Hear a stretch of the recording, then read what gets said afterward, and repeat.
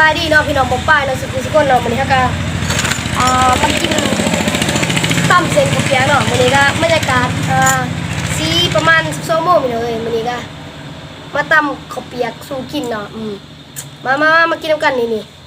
ตั้มข้าวเปียกนี่มาเด้อกินกันเด้อนี่มันเท่ากับสมัครปอกไข่เนาะปองเลยบอกเลย